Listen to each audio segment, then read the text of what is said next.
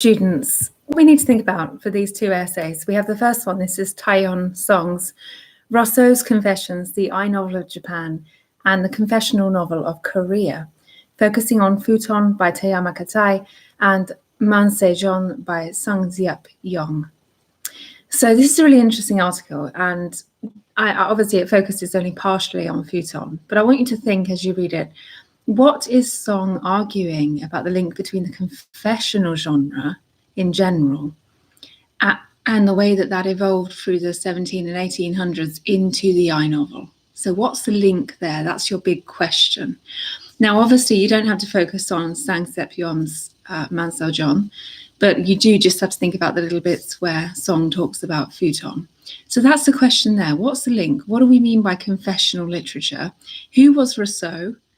What do we mean when we say Rousseau's Confessions? Maybe Google that if you're not sure.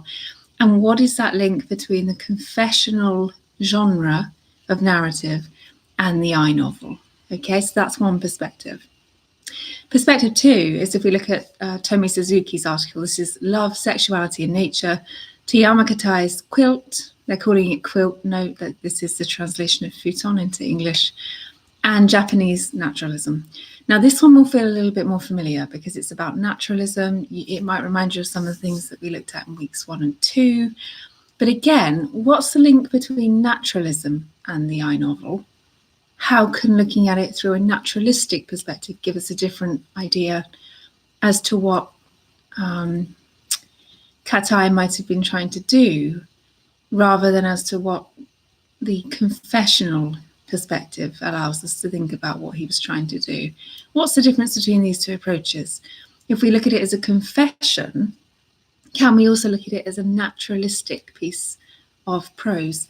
Are they the same thing? Not quite. What's the difference? So that's really what I want you to be thinking of when you read these two critical essays. And of course, you can apply these wonderful essays to your assignment 1.